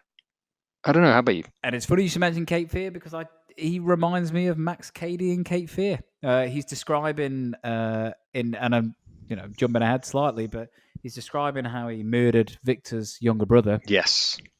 And he does it in a sinister and kind of sadistic manner, which reminds me of Cape Fear. I don't like him in this film at all. I'm not gonna lay it all on De Niro. I think the makeup's cool. I like the makeup. I think it's quite effective. It looks what it should do. It's a different interpretation. Like I said, most people think of Frankenstein. They think arms rigid out and bolts in the ears and a terrible Lloyd Christmas haircut and all that kind of stuff. Yes. But this interpretation, the design, I like it. The performance, though, I don't. And I do wonder if the reason why I don't, and I really don't like it, as opposed to just being like, I don't think he's very good in it, which is fine. There's plenty of actors that are really, really good that I've just gone, they're fine in it. They don't really do all that much. The reason I don't like it is because I think that the creature just talks too much. He articulates all his emotions. Yeah. So De Niro's performance, there's no nuance to it because he doesn't need to. He just explains how he feels, his thoughts.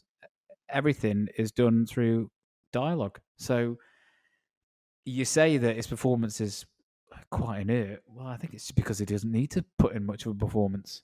So if we want to barrel through his plot quickly, he gets beat up in the street for being a cholera. He's just the cholera. A woman shouts it, and so people hit him with sticks. And then he runs away, and then he finds...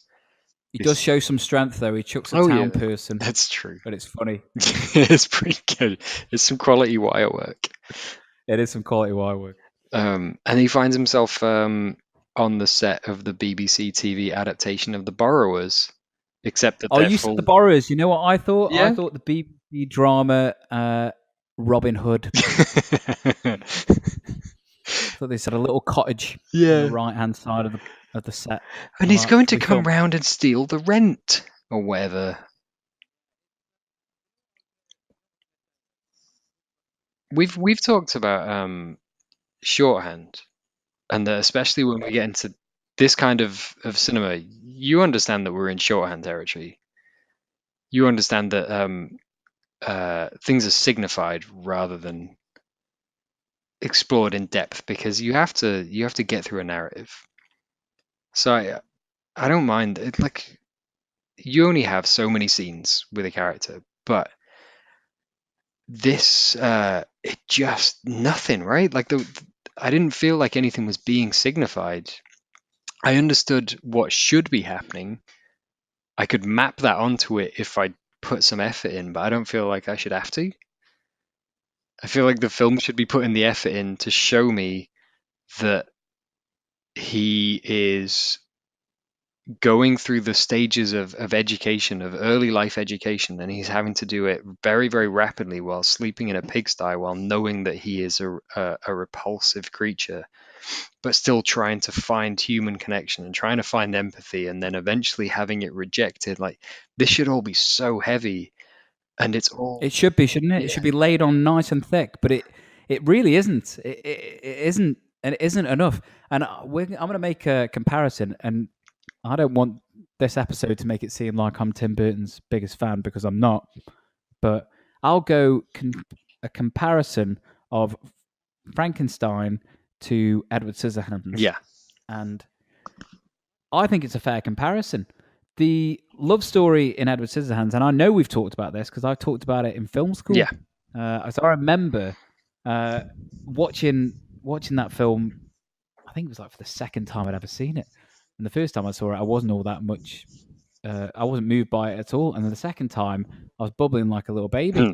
And the reason being is because Burton does a great job of conveying the love story and the connection between Winona Ryder's character and Johnny Depp's essentially Frankenstein character. Yeah. In about 3 or 4 scenes. And then it culminates in the eye stance with the music. And you're like, boom, I get it. They're in love. Yeah. It's wonderful. This film needed that. It needed the skill and subtlety and the ability to tell that story in real shorthand And I don't think Branagh's up to it. No. And I don't think De Niro's up to it in conveying the emotions that are required for the creature in the story, because I don't get the tragic element at all. I just get basically a Jason Voorhees, a Mike Myers character with a little bit more intelligence, and that's where I go to the Cape Fear, and it's easy to make that jump because De Niro's in Cape Fear. Well, his heel turn, if you want to use wrestling parlance, which I don't know why you would, comes when he sets fire to the cottage after he's been rejected. Oh, it's awful. And he does the Frankenstein in front of the flames. This is terrible. This is a terrible. Feels like it's a trailer moment, right? Yeah. I mean, it's a full-on trailer moment. It's a trailer for a terrible film. For a terrible film. It is Darth Vader. No. Yeah. In Revenge of the Sith. It's the thing that you do as a parody for the thing that you don't do, and I can't believe that they do that in the film. I get it. He's been rejected by another surrogate family. I get it. But I totally get it. He turns around and screams the word Frankenstein in front of flames while staring down the barrel of the camera. Oh, it's awful. It's awful. Yeah. And it's a terrible performance. I think he knows. He must know he's rubbish in it. Yeah.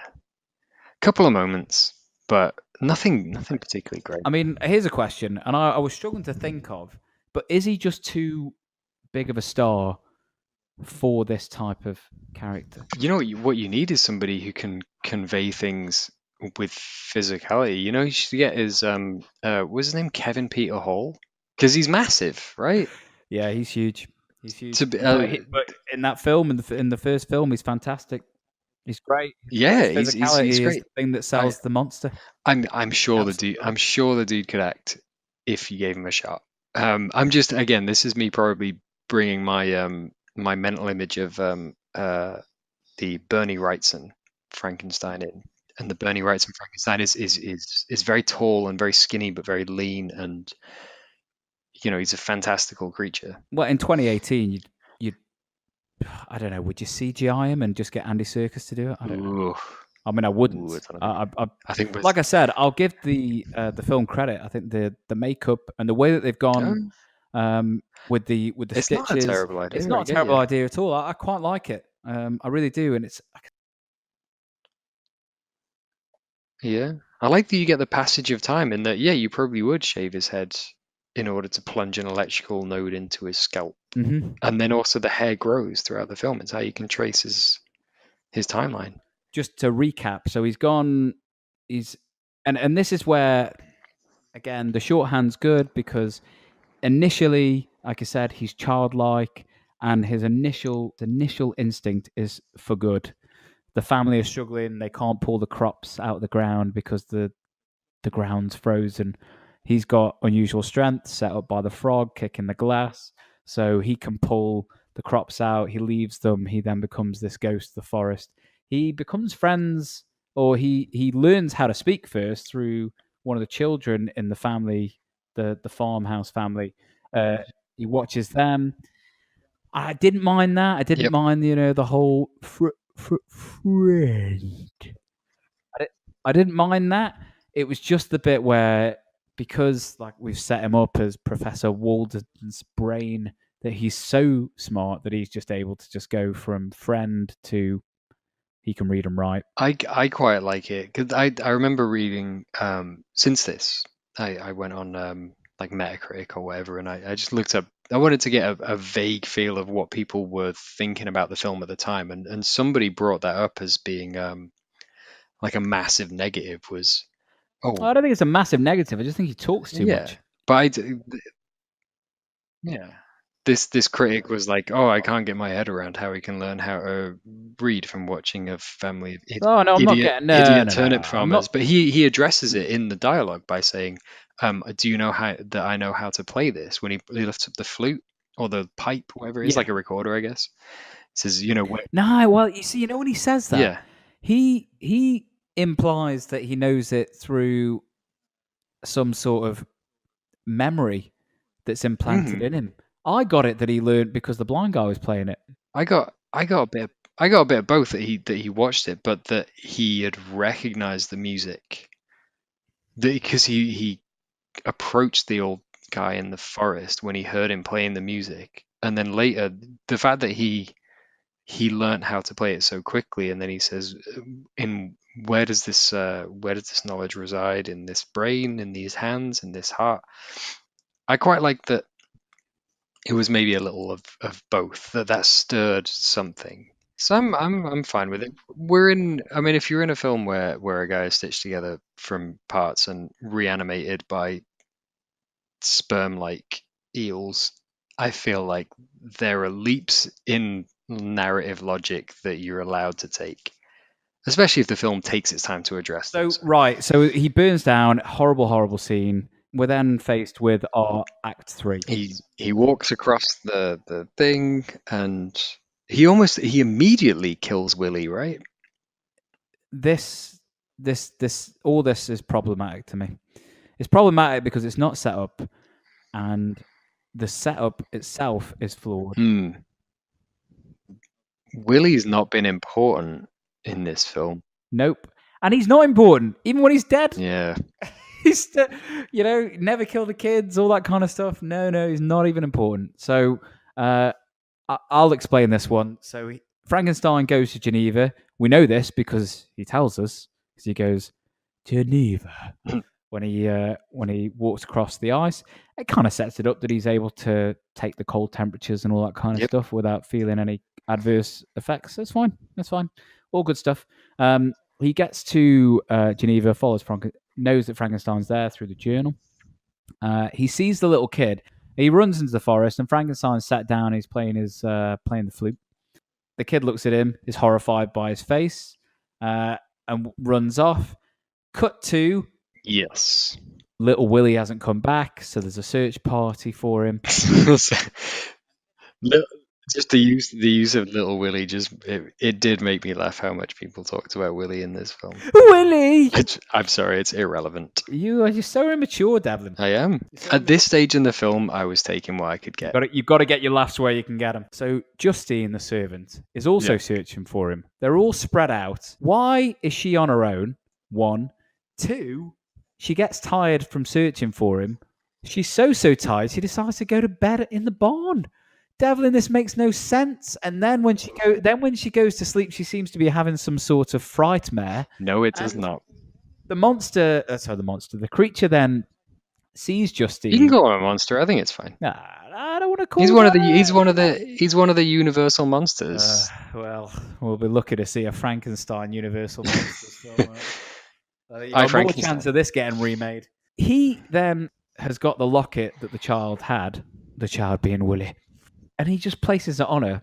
We know he's smart, but Devlin, this is where I've got real problems. Elizabeth finds Willie. Willie's dead. We don't really know how he died, but he's dead. Victor sees him, shock horror. Ian Holm goes into actual shock, and then someone knocks on the door. He looks like Thomas More, and he just says, "We found the murderer. We found the locket." There's no Columbos out there. How are they determining that she killed the kid from the locket? That makes no sense. They don't even know that the locket was in the kid's possession. This makes no sense whatsoever. And she did it because she really wanted a crappy locket with a badly photoshopped photograph of Kenneth Branagh made to look like an oil painting, but it really doesn't. And what's even worse is when we find out how the kid died, strangled, his neck crushed. These people believe that this woman did it. Which is a shame, because as a change to... This is actually an amendment from the script, and it's an amendment from the book, obviously. Like we've left the book behind at this point to a great extent. Justine's certainly, she's implicated, and she is hung in the book. What is an improvement is that in the script it kind of gets fudged a little, and Victor goes to see her. He gets led to the courthouse by the police, or to the jail, I guess. And they talk, and he kind of allows her to be hung, and only then later realizes that it was the monster. Whereas what I like about what they did in the film was that they took that, and because at this point we were desperate for a set piece because this film has been dragging, and so a lynch mob. They literally state it as well. It's a lynch mob. Yeah, which I'm pretty sure there was no such phrase as lynch mob It's brilliant though. in 1780. But yeah, we went with it, and you know what? I like it. I like that it's another mark on Frankenstein's conscience and on his soul. It's another death that's his fault. But of course, it doesn't actually carry across to the character because nothing does. In the story, yes, it's another life lost. Yeah. As a consequence of Frankenstein's actions. But in the film, we get no such thing. Well, the film doesn't care because he's still our protagonist. It's just it's just another thing that happens. It's just like it's a lynch mob. It just happens, and to the point where he's blameless because it happens so quick. And what was so shocking was the brutality of it, and it felt like the crowd from Evil Dead 3, Army of Darkness, were just like, they were begging for blood. But the way that she is hung, she's thrown off what looks like the Pepsi Max ride from Blackpool. It's absolutely huge. The drop is massive, and the crunch of her neck and the sound effect. Listen, I'm not advocating you just start hanging women. It's not my thing. Are you just going to just reiterate that is not the official position of this podcast? It's not the official position of this podcast. Okay, just check. As far as I want something to grasp hold of, I want something to love in this film, this scene pulls me right back in. Thumbs up, Kenneth. Good stuff. I'm totally with you. This is a great change. There's no consequence to Victor's actions at this point. Well, this is the thing, that the script made more sense to make it more his fault. By putting it in the hands of a baying mob, it takes the responsibility off Victor a little, but the trade-off is that you actually get something happening in this film for once. I think overall it's a positive change, but it's again the execution, if you'll pardon a terrible pun, is fudged. It doesn't hit home. Like, so much stuff doesn't hit home. It's frustrating. The film's losing me a little bit. Well, now what do we do here? Do we barrel straight to them getting married, pretty much? Yeah, she's about to leave. Oh, no. I'll tell you what happens. The creature propositions him. And that's when he throws him down the slippy slide. Oh, isn't it just... It reminded me of Beverly Hills Cop 3. When he's in Wonderworld and he goes into an ice pit. And it's such a set. It feels... we've both been... You've been to Pinewood, haven't you? So we've both been to Pinewood. Yeah. It feels like a Pinewood set. They just chucked him down a little white tube. It's great. Yeah. But yeah, he comes out into the sea of ice, and there Frankenstein sat down, and this is one of my problematic scenes because, one, he articulates too much, and two, the sinister nature in which he describes the way he kills his brother. Yep. Three, the reason why I've got a big problem with it, you're not even shedding a tear for the little kid, Willie. There's nothing. He just accepts it like, oh, you snapped his neck, did you? Oh yeah, he's supposed to be like the light of the whole family. He's supposed to be the. He was the child that was born out of the death of his mother. Like, what is going on? There is nothing. Explain it to me, Devlin. Explain to me why you would make this creative choice. I'm making the assumption that it's because he's all out of love. He's all lost without him. He's so lost. I'm going to say that is a very generous reading, and that's not in the film.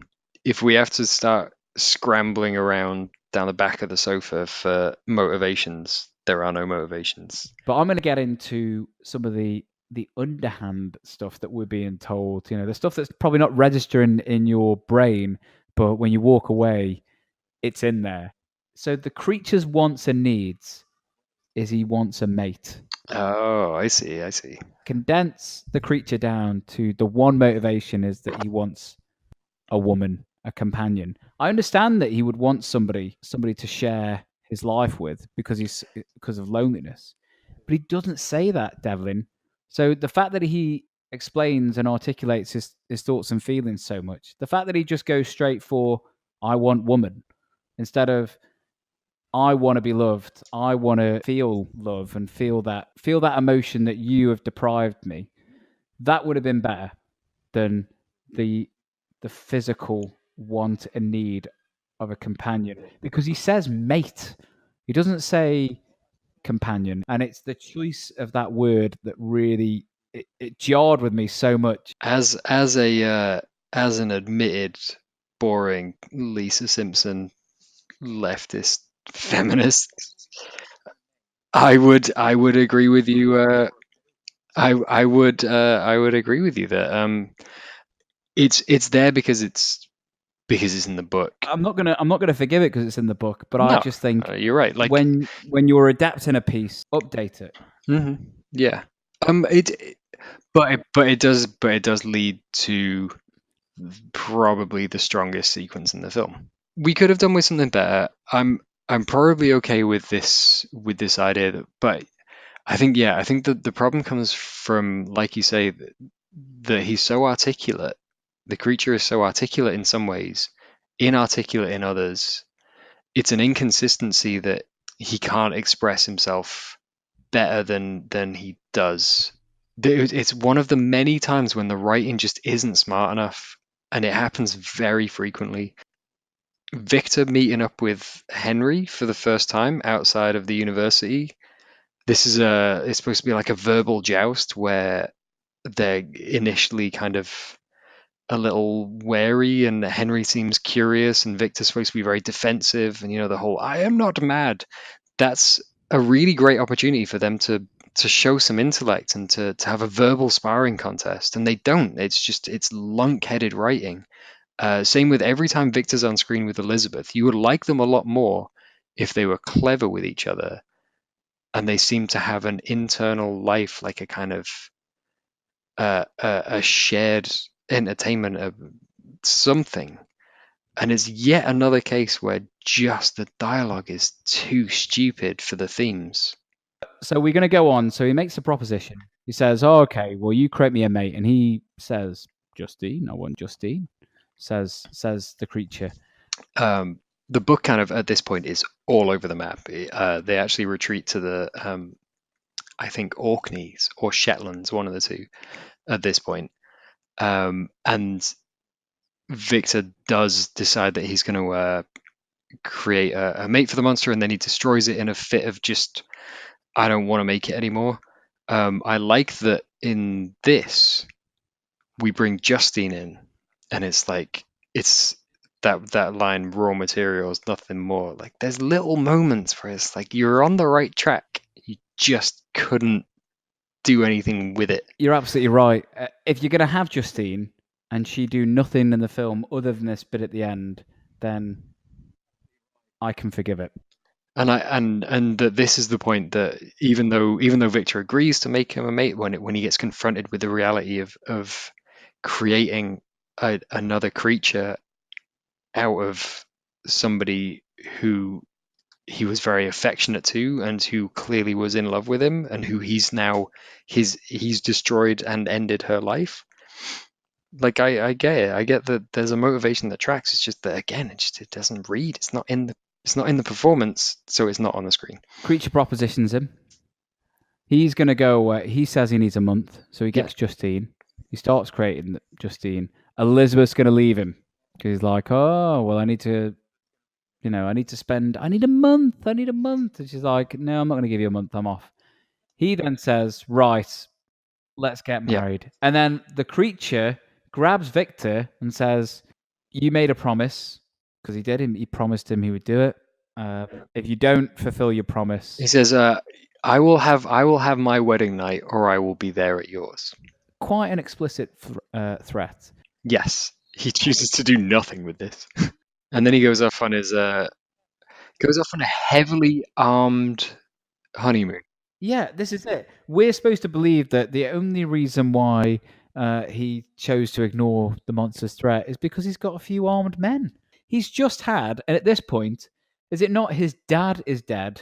His brother is dead. He doesn't know his dad's dead, but his dad is dead. Does he not know his dad's dead yet? No, he's up Me in and the home just checked yeah out. yeah he's up in the window. De Niro closes his eyes. It's all very tragic. So we go. He doesn't heed that threat. They get married. Goes away on his honeymoon, which kind of just looks like the same set. Well, the ferry's gone. That's it. They missed the ferry, don't they?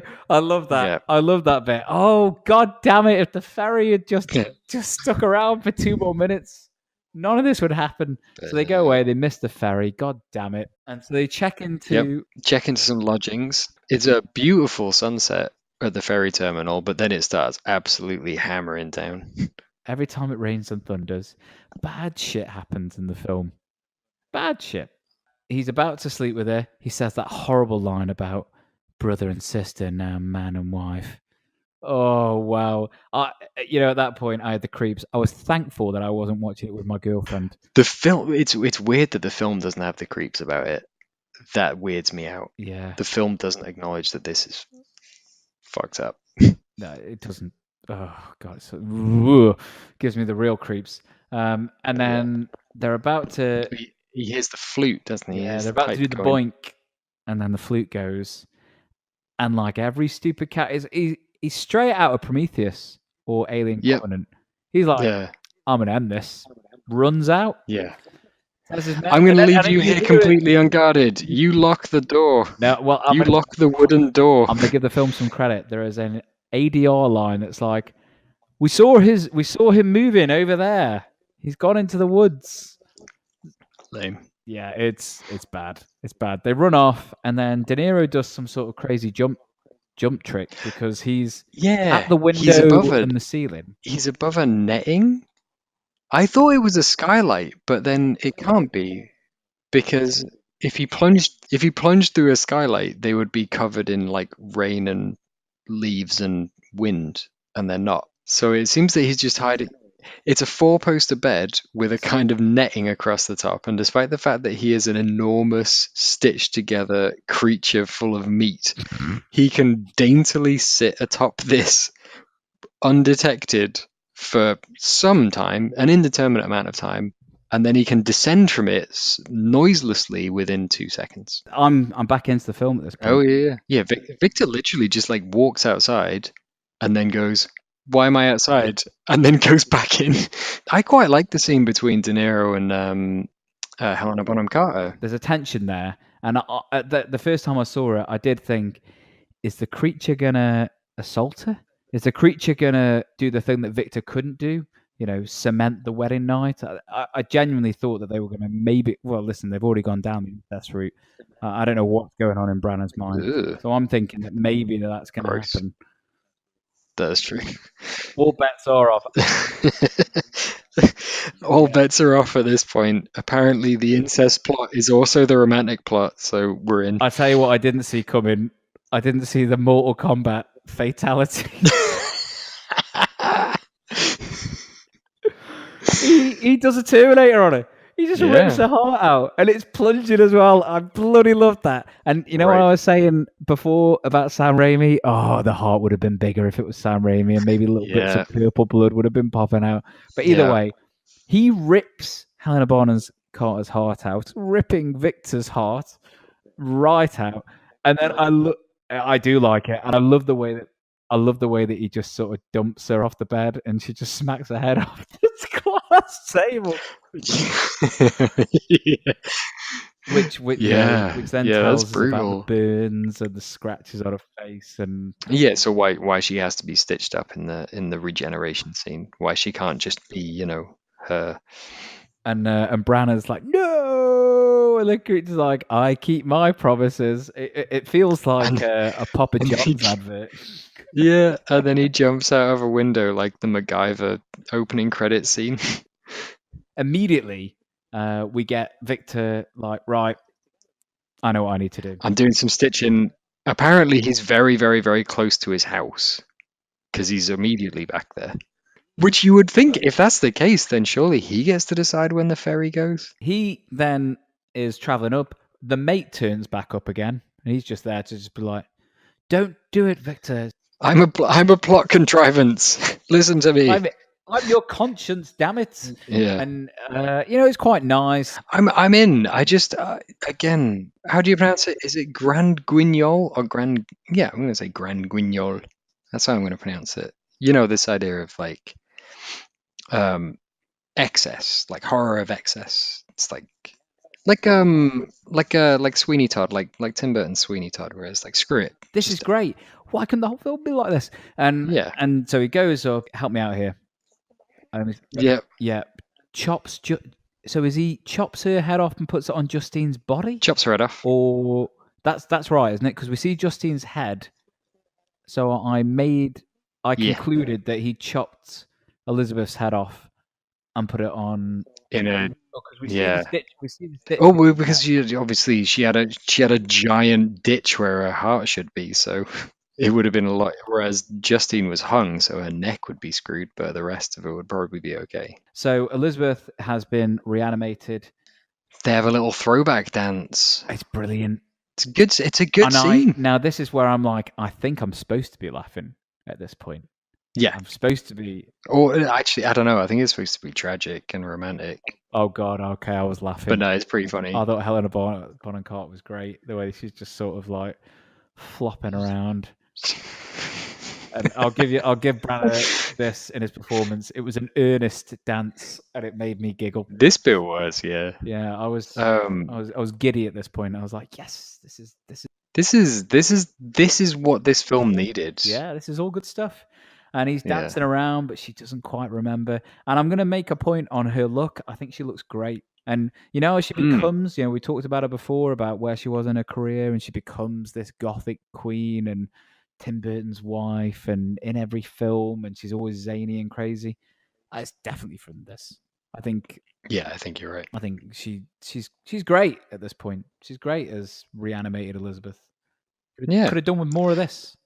With one little exception. Oh, go on.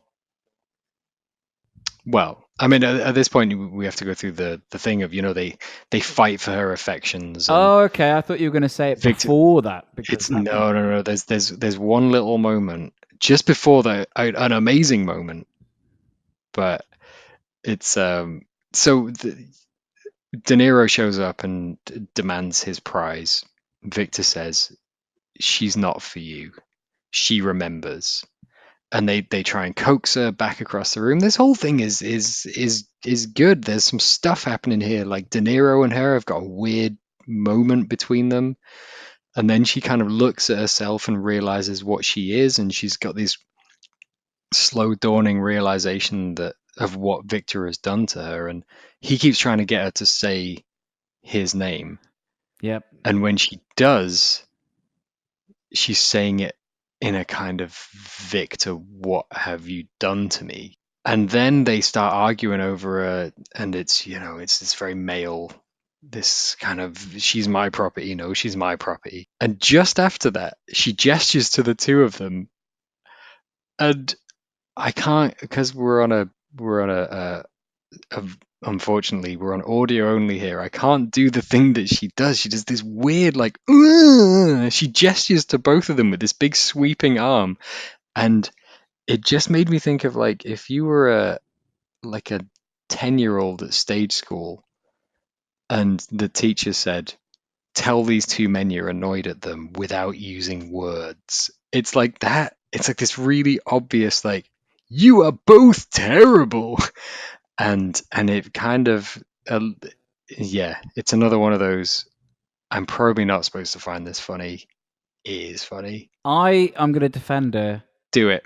And I'm going to reach into the realms of generosity and say that she's new to this world, and this is the expression of youth. We've already talked about Frankenstein and the way that he developed his emotional experience and his interaction with the world, and it started off as being like ooh, blah, blah, blah, blah, blah, and then he became more articulate. So I'm going to give her some. It rings a bit. Don't get me wrong. I know exactly. Rings what a little you mean. false.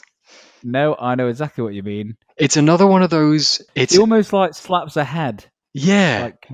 And it's like. It's another one of those kind of near miss moments of like, yeah, I totally know what was supposed to happen here. before you were mentioning before about the pull between the two of them, I thought they were going to rip her arms off because at this point in the film, because Yeah. we're in dark comedy territory, Do and it. I think we're supposed to be, Yeah. I was like, they're going to rip her apart, and that would be great. Like one arm off, and then she has to see her own arm like in front of her. Yeah, I actually thought that would have been a better way to go. And then she would be like, I'm gonna do what she does, which is she destroys herself. I thought that's where they were going. That's a much better idea. Oh, thank you, buddy. Thank you. Yeah. But 4 years at film school. Exactly. No, that's good, man. I like that. But yeah, it's great. So she sets herself alight, and then I didn't realize it, but Victor and all his mad science, he only bloody spilt lacquer all in the house. Oh, didn't he blows up. just? It blows up. It blows up like something in Die Hard. It's incredible. Every time this film takes everything just starts setting up. You know what it reminded me of? It reminded me of the scene in Alien 3. Fucking sets alight, and it's a really obvious model, but I love it. I love the way the models just set up alight. It's great. I'm fine with it up until the point the house literally explodes. Yeah, I mean it does blow up. It fully blows up.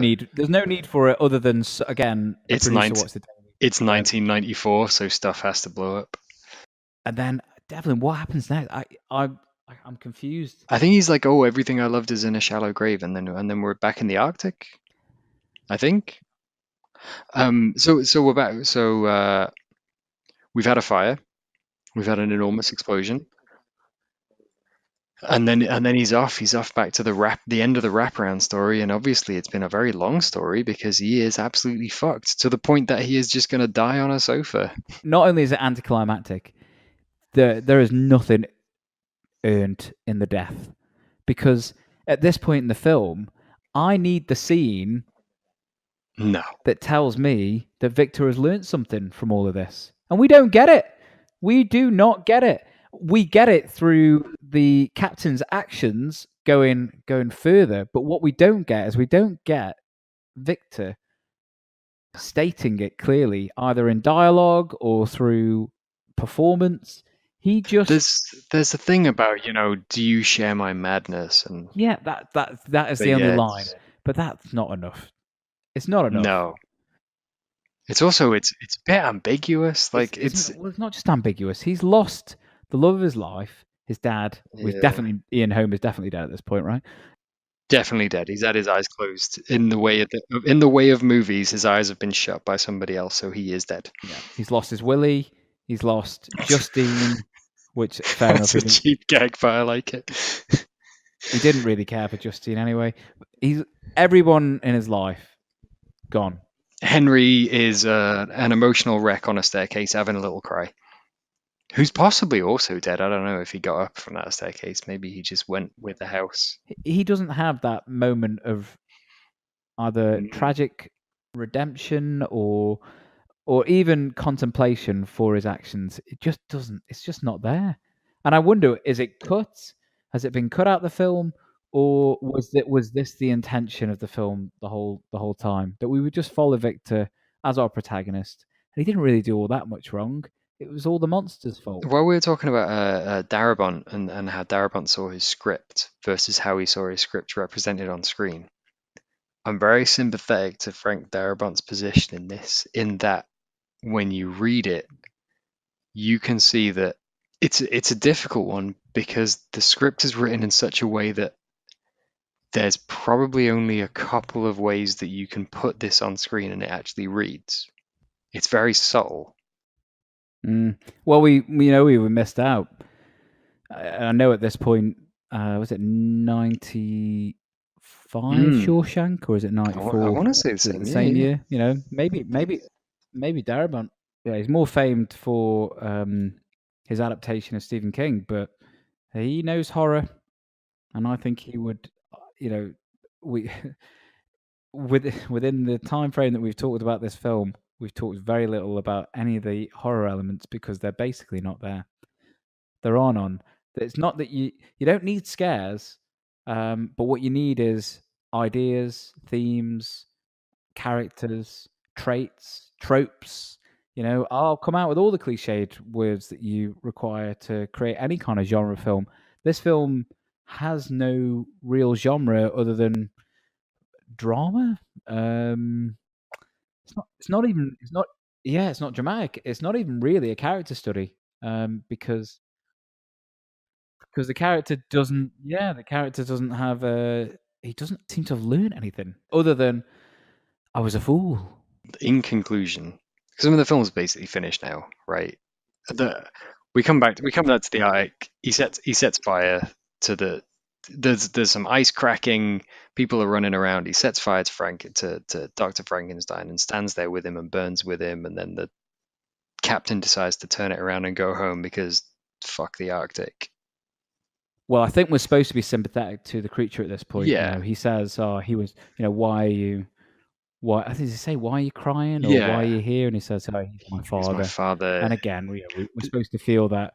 I like the again. It's another. I like the concept of this. Like, who are you? He never gave me a name. It's a good line. Yeah, that's probably one of my favorite lines in the film. Yeah. Doesn't really mean anything though. No, exactly. Devlin, did you waste your time in the 1990s watching Mary Shelley's Frankenstein 20 odd times? Well, this is the key question that we ask about these films, and I've got to say, on this evidence, just based on the film, yes, I wasted my youth on this film. Yeah, it's not a good film. It's a boring, infuriating film in so many ways. There's stuff to talk about, and I guess I can thank it for maybe later igniting some interest in classic horror, and it probably encouraged me to go back and look into the original Universal Monsters movies and to going and reading these books. And I grew up in sort of County Durham, North Yorkshire, so we're not very far away from Whitby. So certainly Dracula was something that I was a little fascinated with in my youth, and I think a lot of that comes back to watching Bram Stoker's Dracula and Mary Shelley's Frankenstein. Those two films in my head are very, very closely linked, just because as a kid you don't understand how Hollywood works. You just assume that this is what films are. So yeah. But as a piece of cinema, no, it's a piece of shit. How about you? I know you didn't waste your youth on this, but did you waste 4 hours of your last week? There are flourishes of real creativity in Branagh's direction. Just the odd shot, the odd scene. We've already talked before about the bridal scene. I think it's great. The hanging, the little montages when he's doing the creation scene itself, which I think is really bombastic and operatic and really engaging. Unfortunately, they are just flourishes in what is a 2-hour film that feels like a 4-hour film. I'm gonna say, did I waste my time? No, because I think it's one of those really interesting missteps. I think that's probably the best. That's probably the best way I can describe it. And if I'm generous, I would say that it's probably worth watching for people who are interested in the literature to see a different interpretation. One that I think most people who are familiar with Mary Shelley's work and also just Gothic horror and those Universal monsters, I would imagine most audiences in 2018 would not enjoy this film, partly because it really feels its length and the direction is quite stilted for the biggest part. I'm going to say not recommend. If you want an interesting perspective on a Mary Shelley's Frankenstein kind of story, but you want something a bit meatier, not even meaty, you know what, sillier, more fun, but also oddly more intelligent, watch Reanimator and Bride of Reanimator, which I know is ostensibly a Lovecraft adaptation, but certainly Bride of Reanimator is, it's chaos. It's fascinating, hilarious chaos. Good man. Right then. So what we do at the end of each episode is we reveal next episode. So Devlin's choice was Mary Shelley's Frankenstein. Devlin, would you like to know what my choice is for the next episode? I absolutely cannot wait. Okay. What are we watching? So we are going to watch Scarface. I'm very intrigued by this because Scarface, like you say, it casts a big shadow pop culturally. It's all the rappers' favorite film ever. I'm into it because you want a weird admission. Never seen the whole film. Wow. Well, that is interesting. It was the other reason why I picked it, because I know that probably out the two of us, I know that I would have seen it more times than you. But to know that you've actually not seen it all, interesting. So there you go. Yeah. So the next episode will be Scarface. Unfortunately, I apologise, Devlin. I picked another film that's over 2 hours long, so podcast is probably going to be like 5 hours. But I don't know why we do this to ourselves. I don't either. We do it because we enjoy it. We will see you same podcast, same time. This is Gali signing out. And Devlin also signing out. And we'll see you next time on the Rewind Movie Podcast. Thanks for listening. Take care. Hey everybody, I have a small favour to ask. Could you please leave a rating and perhaps a review of the podcast, wherever it is that you've downloaded this episode from? Also, check out the website, therewindmoviepodcast.com. We'd love to hear your thoughts on the films that we review, so please send us a message on Twitter. We'd love to hear from you. Thanks for listening, and we'll catch you next time on the Rewind Movie Podcast.